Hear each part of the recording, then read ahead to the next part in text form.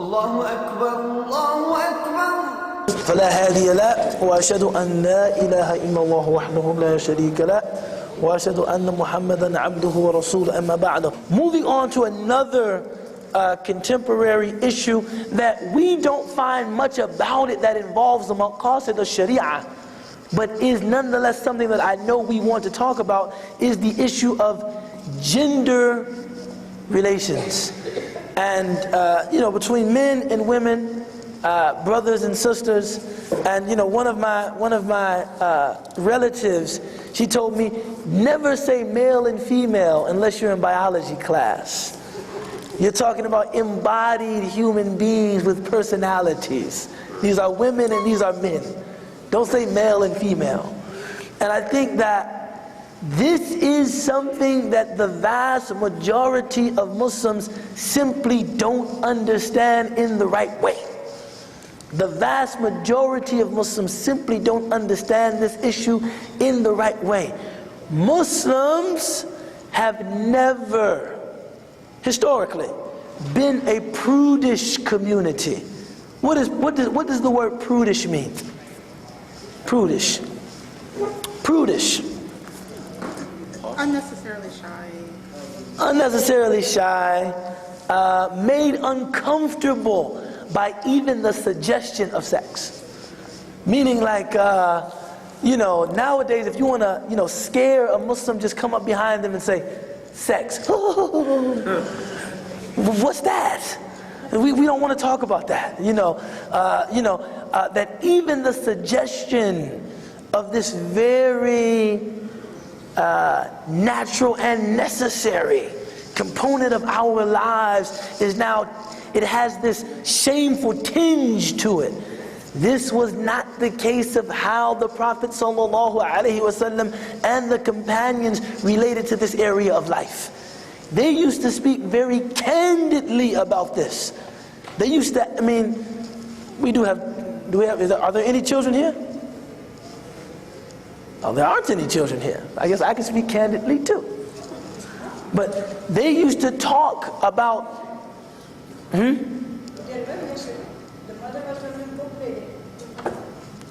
They used to speak very candidly about this issue.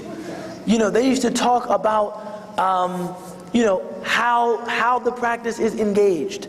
The Prophet ﷺ said to his companions, don't go to your wife in the same way that the male camel goes to the female camel. And they said, what do you mean? He said, meaning, make sure that there's foreplay, that there's kissing, there's gentle and sweet words. And it wasn't like he said that and they were like, ooh, did he just say that? But somewhere down the line, our community acquired this thing about it. And I think this leads to a lot of confusion about what we as a community feel about the practice. One of the things that really attracted me to Islam is that to be Muslim, one did not have to engage in this wholesale hatred of the body. Like all things carnal, we hate it. That is not our deen. That is actually more characteristic of Christianity. That this carnality is something that is looked down upon. That even sexual urges are looked down upon. Whereas in our tradition, we've always had a tradition of these are things that are natural but must be engaged in a God-pleasing way.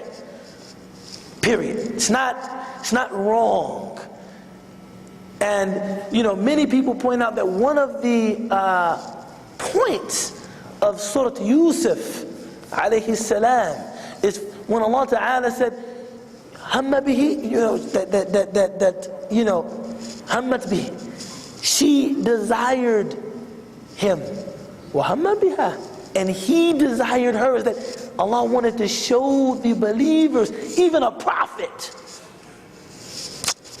had desire, but it was his remembrance of Allah subhanahu wa ta'ala when he said, make the prison more beloved to me, make the prison more pleasing to me than doing something haram.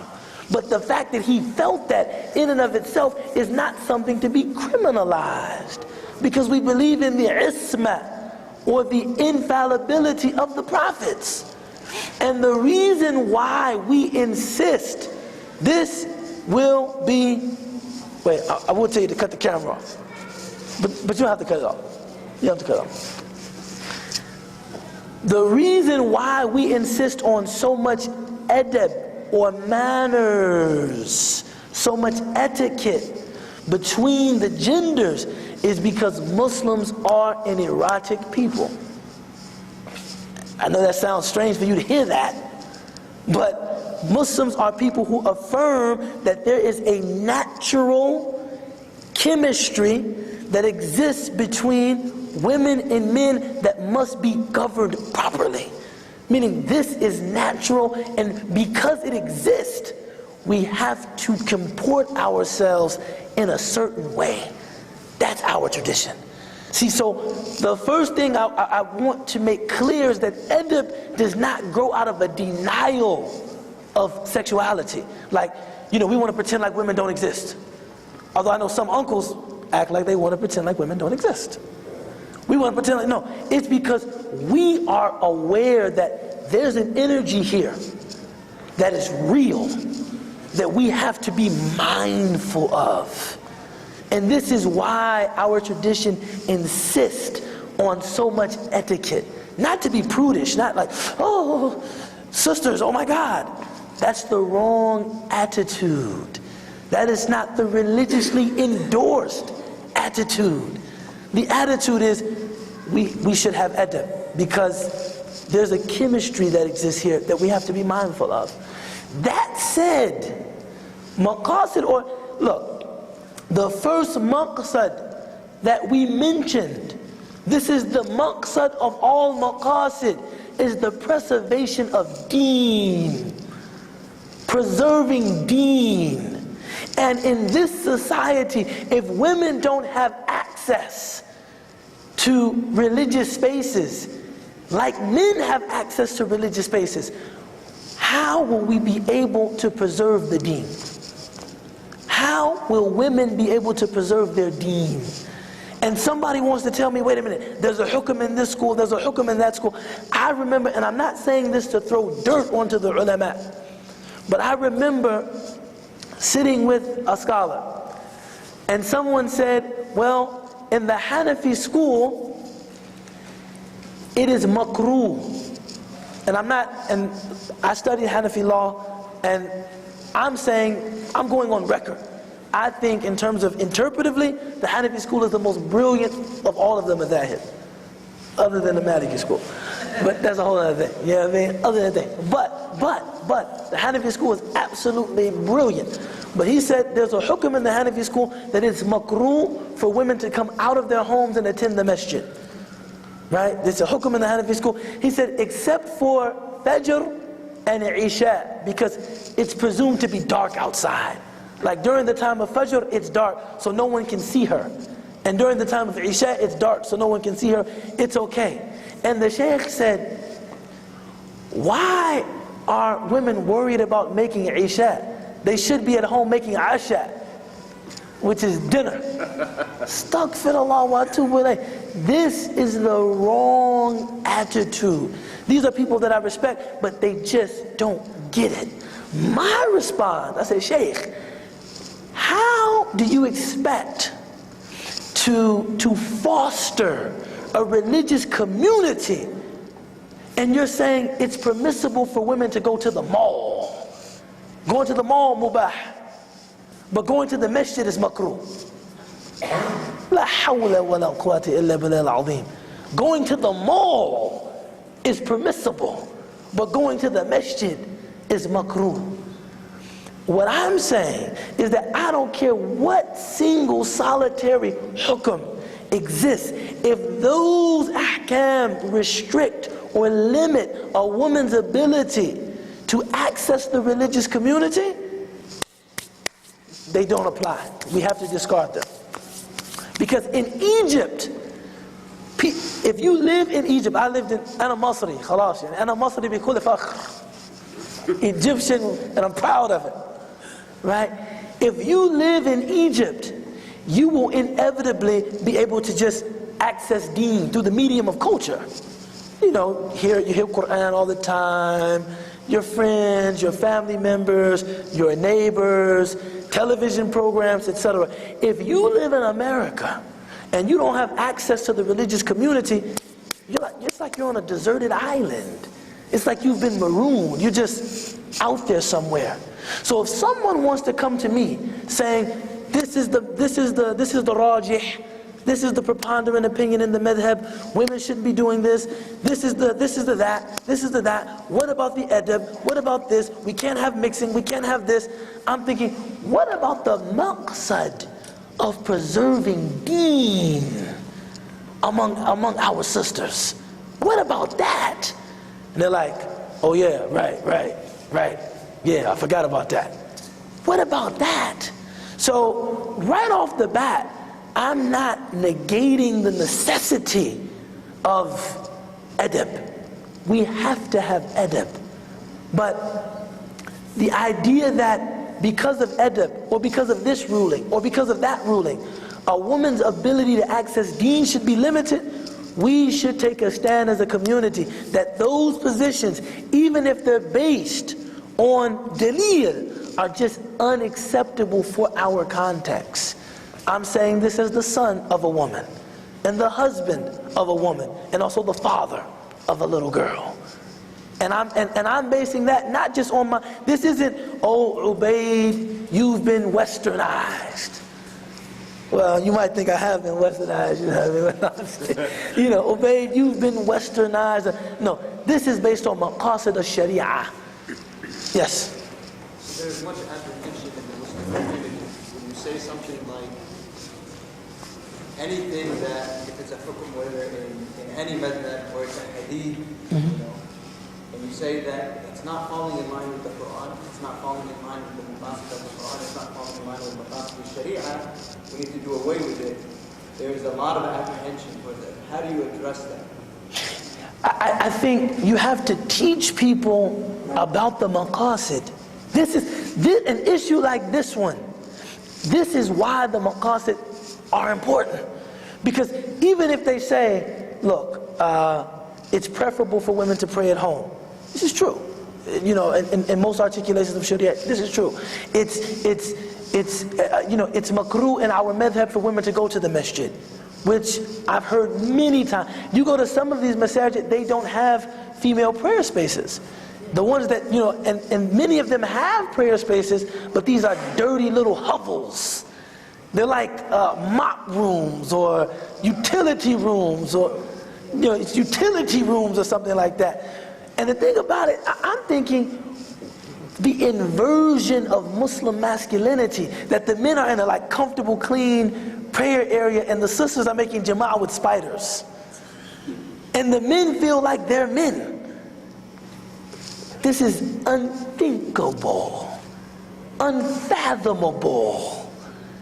To think about a Muslim man, it's comfortable, it smells good, and the women, it's dirty, it's nasty, it's bugs back there, it's small, it's cramped, and this is deen, right?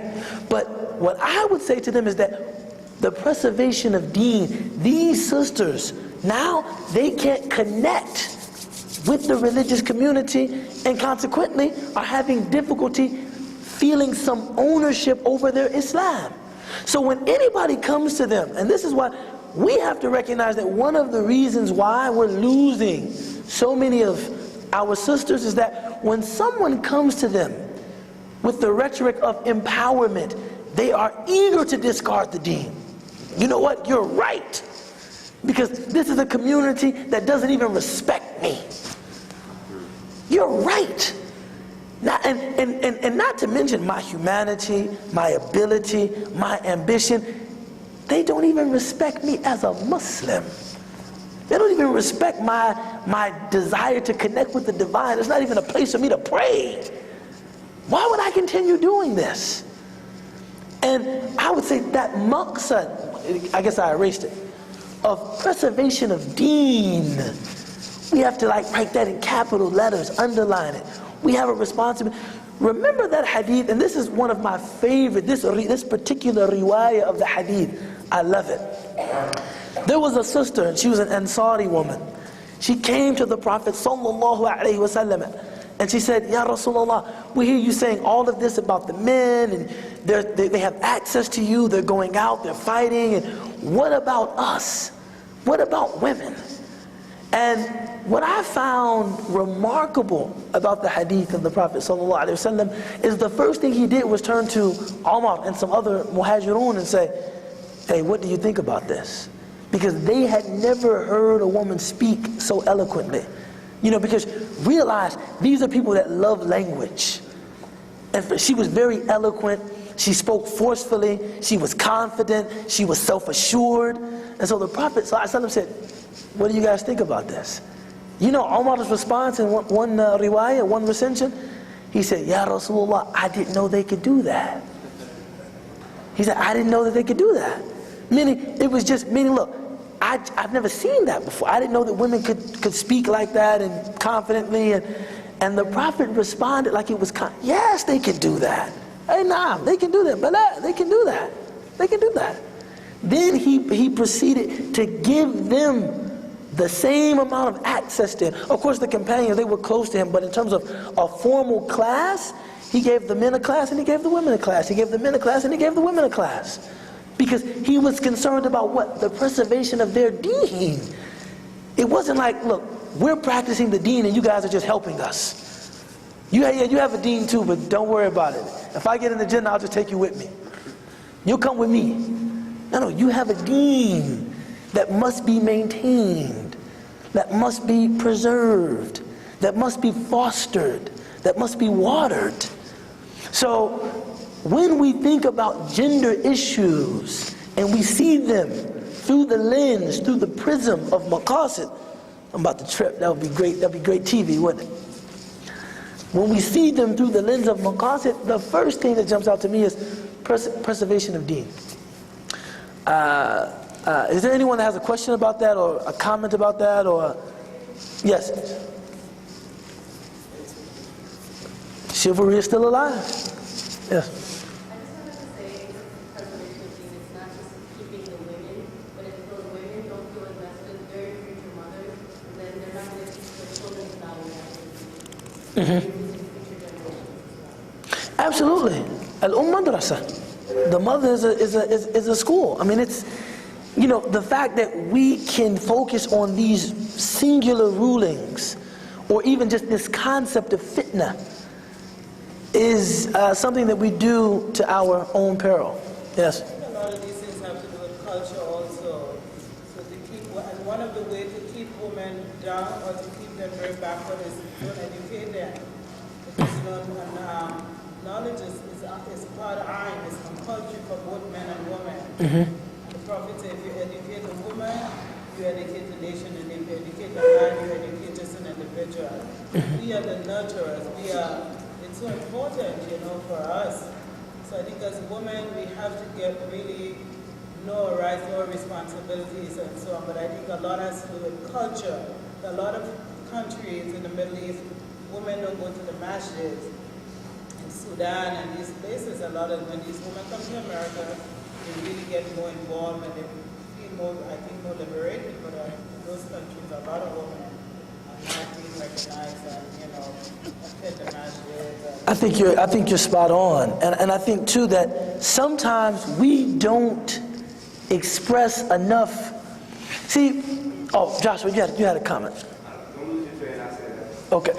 Sometimes we don't express enough creativity, because one of the things that really disheartens me is that when you hear Muslim men and women buying into this adversarial rhetoric, like we're adversaries, like, battle of the sexes, it's like that is just antithetical to everything we believe about the complementarity of women and men. It's not like a battle of it's crazy. And I think sisters have to recognize that is something that almost inherently places them at a disadvantage. It's just like me as an African American.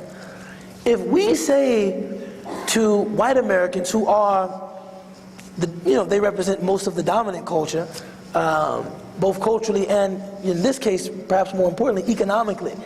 We want this, and we want that, and these are our rights, and this is, it's like, I always make this joke, but there was one brother that was talking to his wife saying, these are my rights, and she was like, you keep talking about your rights, I'm gonna give you some lefts to go with those rights.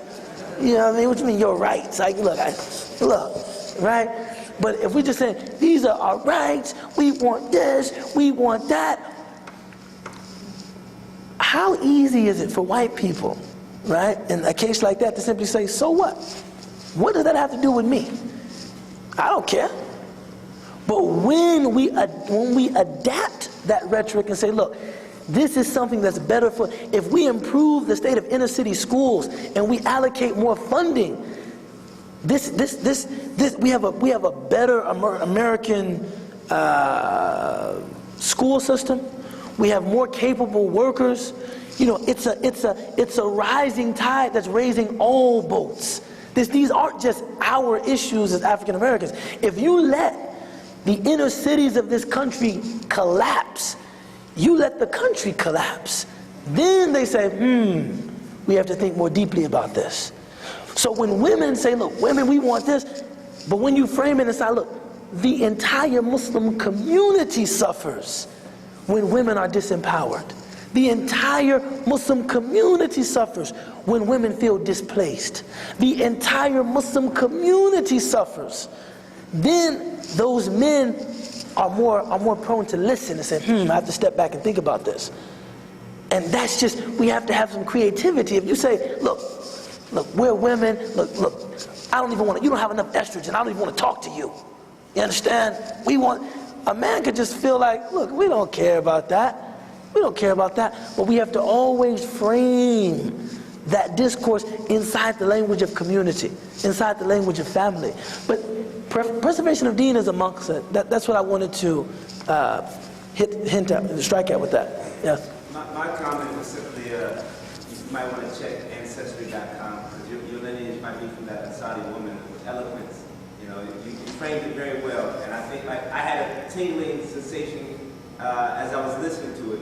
And if there was any sister that was feeling like a breath of fresh air, it reminded me of, there's this cartoon about the prophet when there were some slaves who were listening to this message for the first time, and their faces just brightened up, and they were like, that's what I believe, that's what I hear. I think for a large portion of the community, when they hear that, they're saying, that's what I've always known to be true about this faith, but I'm not getting it from religious leaders, I'm not getting it from the community, and I think it's very good to hear someone I appreciate that, of knowledge and position to say that. And as a brother, I'm saying, I was like, I can imagine how your sister. No, it's very important, man, and I just think people who don't get it, it's because they're focusing on individual rulings.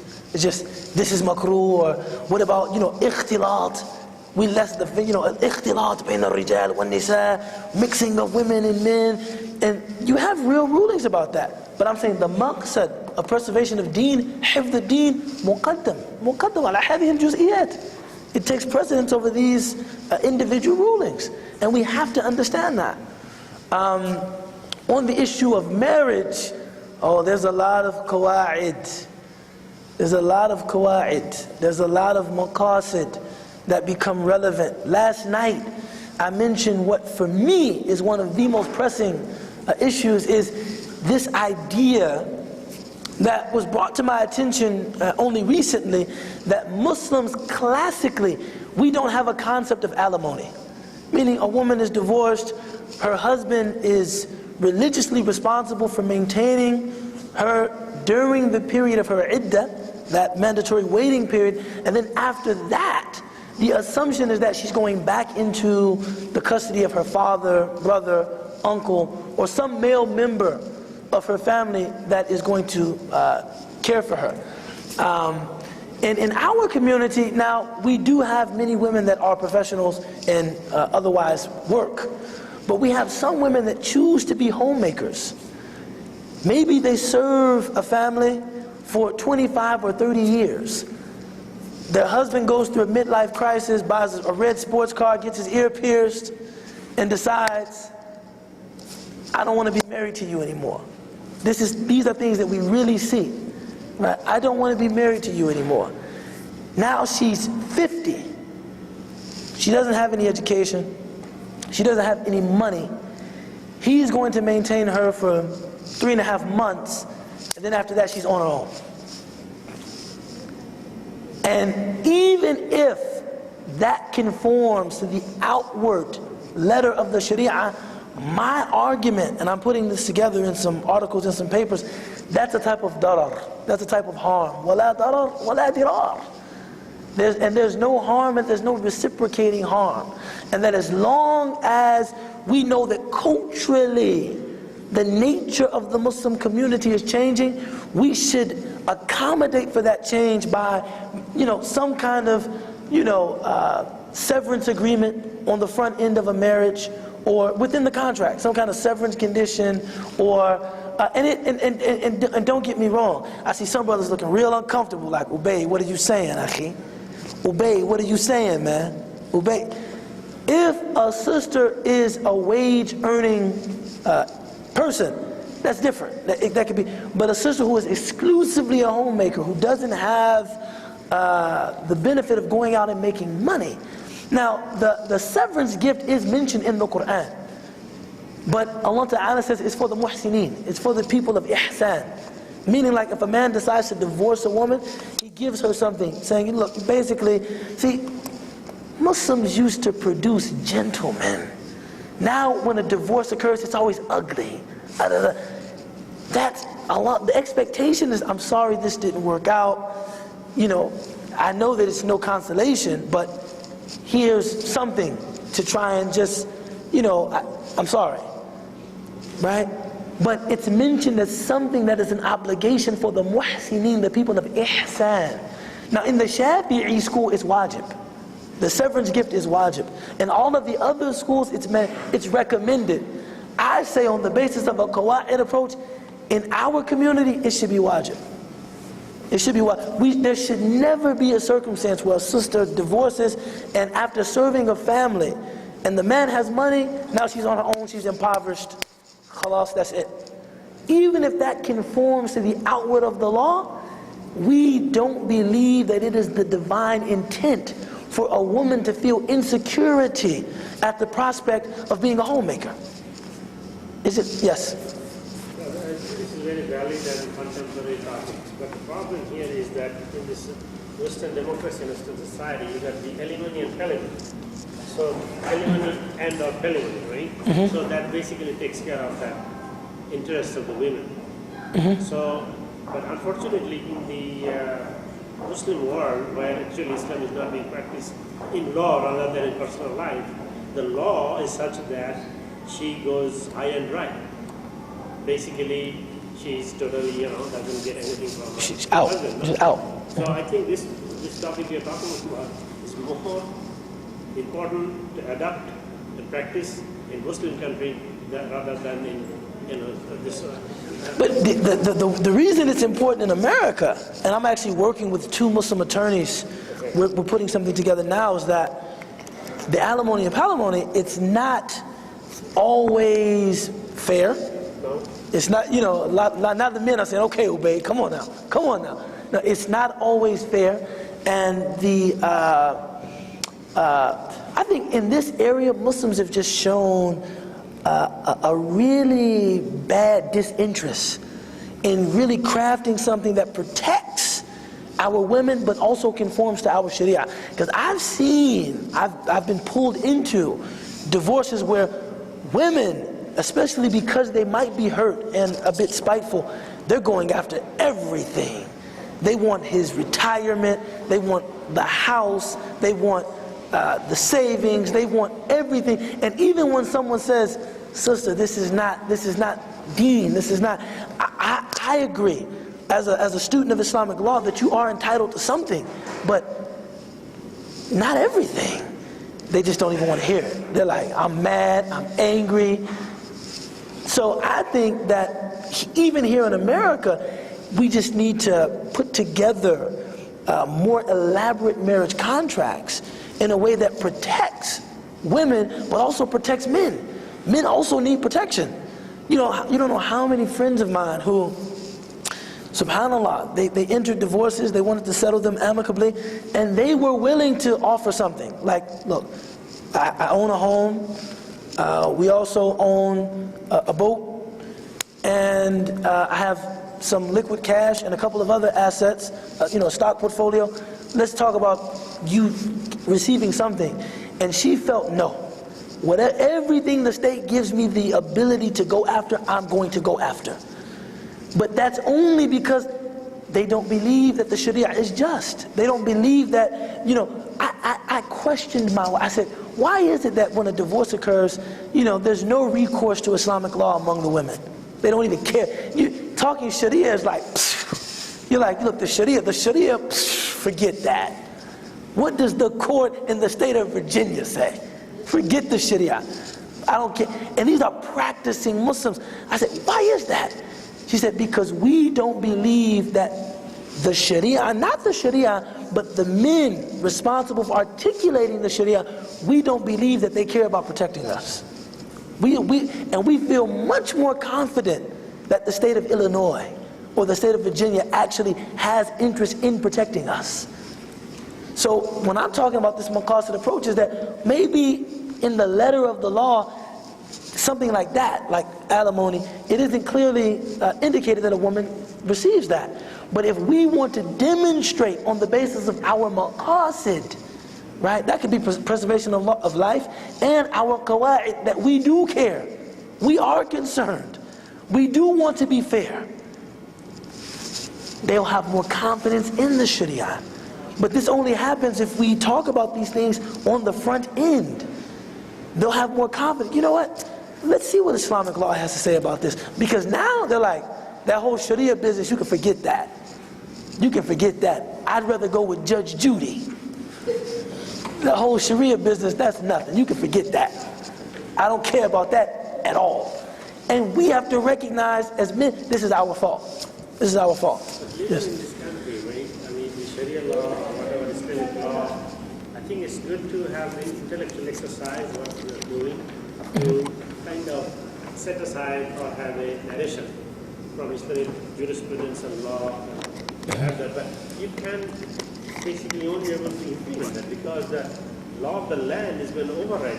No. No? You can do it. You can? You can do it through the prenuptial. Okay, prenuptial. You can do it through prenuptials. And you can even do postnuptials. We're in the process now of trying to, myself, the two attorneys, we're in Chicago, we're trying to put together, because I know for some people, prenuptial is like, why would you ever want a prenuptial? You don't think this is going to let? No, we want a prenuptial so that our marriage, and in the event of something unfortunate, we can do things in a way that Allah Ta'ala is pleased with, for me and for you. You can have prenuptials and you can have postnuptials. Now, if you're broke, you don't have to worry about any of that. But these are just some very real ways that we see the relevance of these maqasid in our day-to-day experiences, in our lives. This stuff is real. I'm not, it is something of an intellectual exercise, but we do intend it to be relevant. We do intend it to have meaning. And we hope that understanding these maqasid, understanding these qawa'id. Now look, no one is going to emerge from this seminar a scholar. But that isn't our goal, to produce scholars. Our goal is just to produce informed members of our community. Because I feel, and I'm not doing this like to be subversive, but I feel the ulama have been engaged in this self-referential kind of dialogue for too long. We need intelligent people within the community to put pressure, to say, wait a minute, Sheikh, what about the maqasid? And then he's going to say, the maqasid? Well, hold on, wait a minute, sister, wait a minute, Sheikh, what about the qawa'id? I hear what you're saying, I heard the hadith, of the Prophet ﷺ, but I don't think its application in this circumstance is the divine intent. I don't think this is what Allah wants. I don't think, if this is something that, entails a harm of women, I don't think this is what Allah wants. Could it be possible that its application is perhaps overwritten by the maqasid of the Sharia, or by some different qawa'id, some different principles within the Sharia? We need that as a community. So I'm not just here for just kind of an intellectual exercise, if you will. It's just to give people some tools so that they can engage the tradition with some confidence. Not everything you feel is wrong. See, sometimes this zero-sum, look, this is Sharia. And if you don't submit to it, it's because you're weak. It's because your ego won't let you do it. That's not always the case. You have some people that believe that anything in deen that appears to be easy is from shaitan. If it you have some people, because look, I know fatwa shopping, that's a different thing. People looking for the right fatwa and making sure the fatwa matches the socks and the tie. Fatwa shopping is different. But if you hear something that confirms your feeling about something, or something that makes it easier for you, that's not from shaitan. That's not from shaitan. Allahu yuridu bikum al-yusra wa la yuridu bikum al-usr. Allah wants ease for you. Allah does, sometimes I think, ad-dinu yusra, qala an-nabi sallallahu alayhi wa sallam, the deen is ease. إذا خير رسول الله صلى الله عليه وسلم بين الأمرين وكلاهما حلال أخذ بالأيسر أو كما قالت سيدة عائشة رضي الله عنها. If the Prophet ﷺ was given the choice of two things and they were both easy, he would go with that which was easiest. This isn't, so sometimes, we're of this opinion that if it's not hard, it's not deen. If it doesn't lead to the ruination of my life, this isn't Islam. I'm not really practicing Islam until I don't own any property, I'm living in a shelter, I have no education, my wife has abandoned me, my children hate me, and then I can say, the haqq. Now I have the haqq. You think this is what Allah wants? You think this is what Allah wants? Women don't come to the masjid. Now we have the haqq. Now we're on it. Astaghfirullah wa atubu ilayh. Islam is about human flourishing. That's one of the great differences of Islam and other religious traditions. The Prophet sallallahu alaihi wasallam ended his mission of success. Not saying that we worship success, but we want to live righteously and to live well and to live fully. We're not trying to just accept articulations of deen that lead to the community being in disarray. Nobody can own anything. Everyone hates coming to the masjid because we're on the haqq. That's not ideal for us. So that's part of the reason that we're trying to engage this set of principles, because we want, yes. It sounds awful much like life, liberty, and the pursuit of happiness. Well,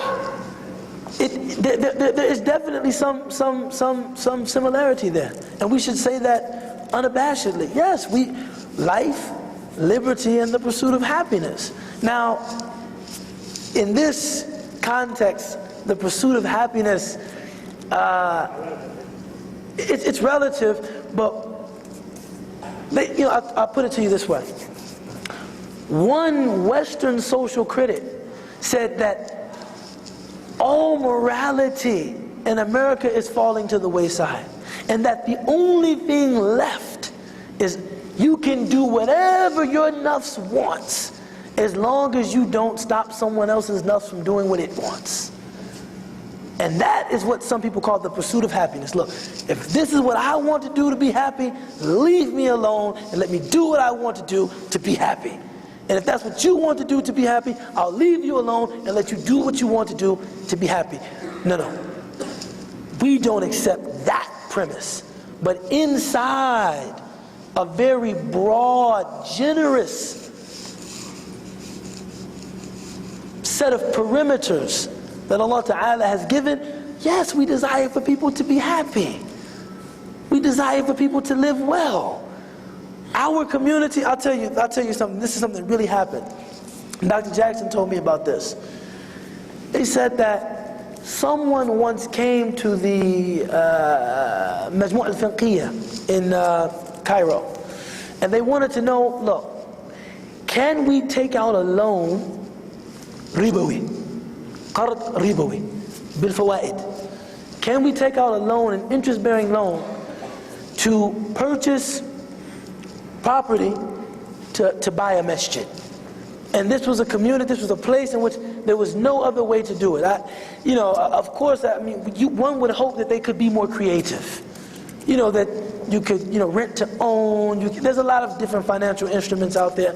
But the questioner, he said, look, we have to take out a loan to purchase this property. This was like a $2 million building or something like that. And the sheikh said, I'm going to go and get you the fatwa that it's okay to do it. But you should know that you guys in America are representing Islam on really the world's biggest stage. And we have to, and it's not always going to be like that. تِلْكَ الْأَيَّامُ نُدَاوِلُهَا بَيْنَ النَّاسِ. The altering fates, the vicissitudes of life, they're always changing. They say 50 years, this will be China's game. And India. China and India, they're on the rise. But right now, in terms of the flow of ideas, the flow of currency, America is still center stage in the world. They were talking about, and I'm coming back, I know I have a way of going on a tangent, but don't worry, I always come back. They were talking about the fact that if you look at math scores, and that's math scores, but that's an African American pronunciation. We say TH is F, math scores. But math scores. If you look at math scores, you can see that students in China and India, they're killing students in the US. And then if you look at just overall ability to perform well on exams, they're far superior to students in the US. But then someone asked, why are all of the top universities in America? Why are all of the interesting intellectual developments and currents coming out of America? They said because America has a way of teaching its people to be creative. American schooling will help people to unlock and capture genius. Meaning, American students are not the most rigorous. If you've gone to I would argue there are students in Cairo that are much more rigorous than students in the US. These guys are memorizing like 300-page books, but that's just it. They're just memorizing them.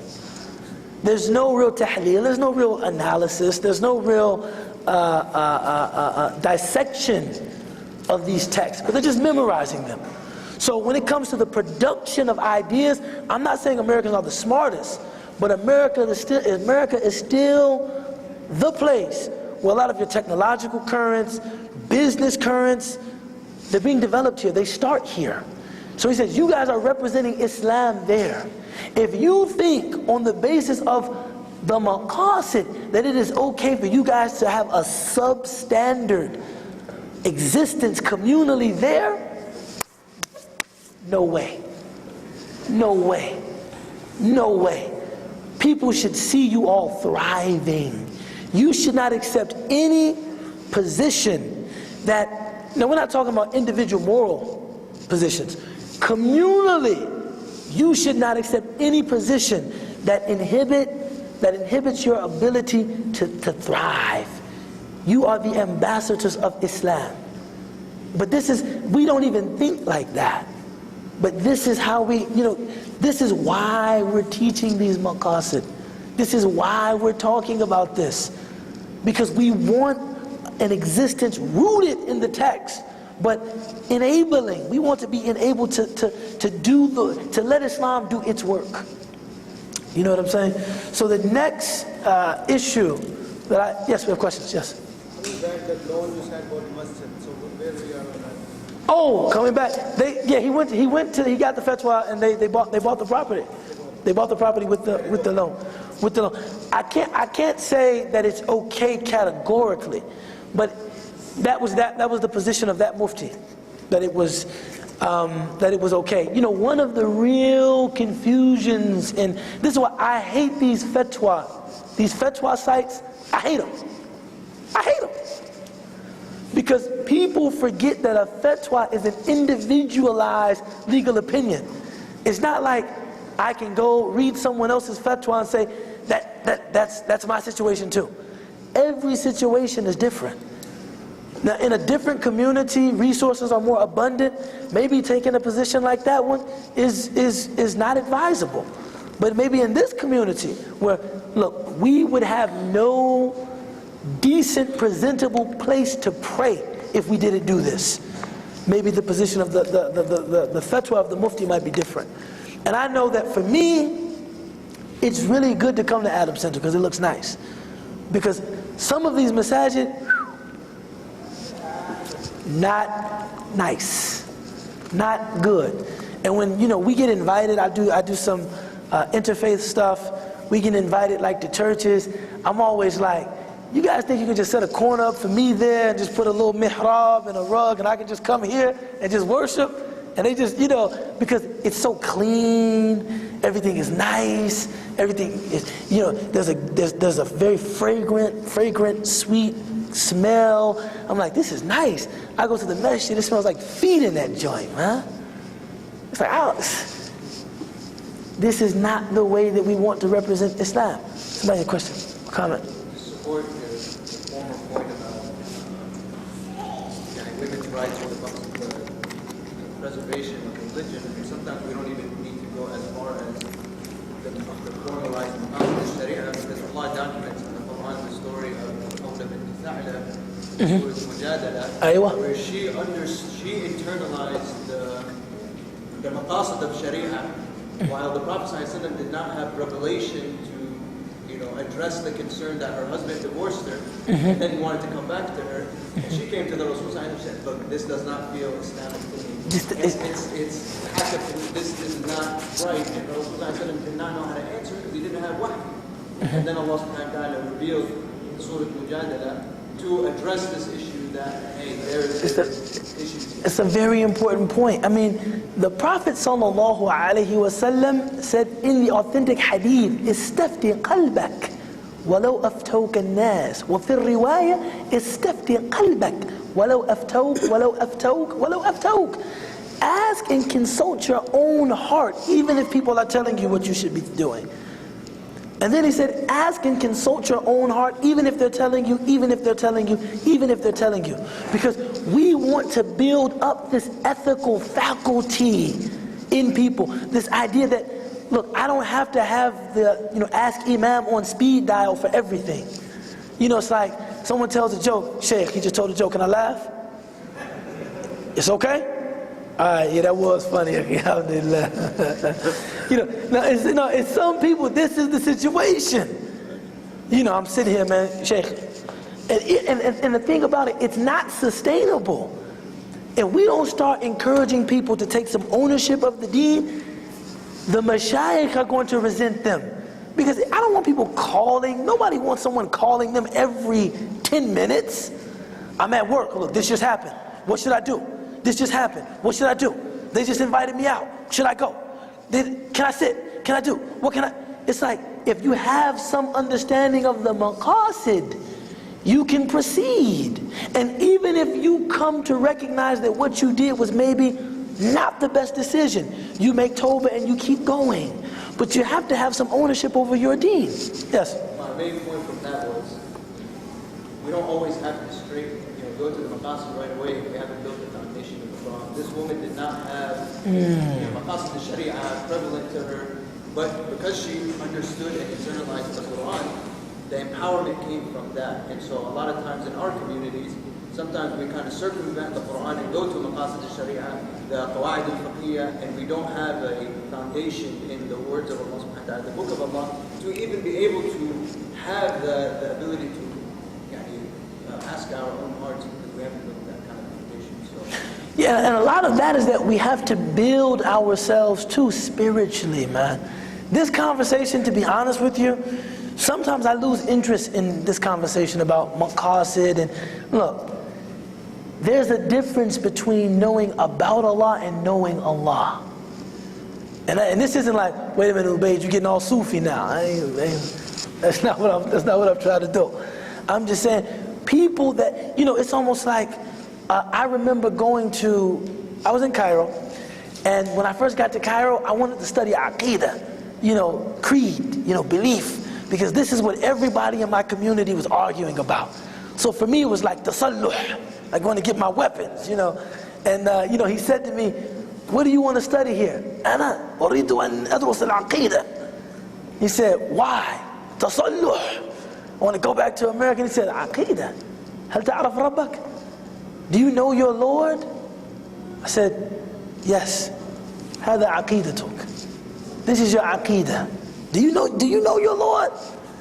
So that when someone tells, and that's what really frightens me about where we are as a community, that now someone can say anything in the name of Islam, and we're like, wait, is that true?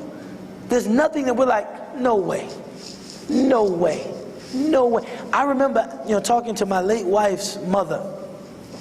I still call her my mother-in-law, but I said, when you hear all of this, what appears to be kind of misogynistic rhetoric, hatred of women, dislike of women, in the name of Islam, what do you think? She said, I think I know my Lord, and I know my Lord is not displeased with me, or my Lord does not dislike me, because he chose to create me a woman. Period. That's it. That is what people really need. That connection, that feeling. This is just an attempt to just kind of say, look, this is some intellectual basis for that. But if you have that, you don't need any of this. But if you don't need any of this, I wouldn't have a job. So, you know what I mean? But we'll stop there. We'll break for 10 minutes, inshallah. Then we'll come back, inshallah. قولوا قولي هذا واستغفر الله لي ولكم ولسائر المسلمين واخر دعوانا ان الحمد لله رب العالمين. الله أكبر الله أكبر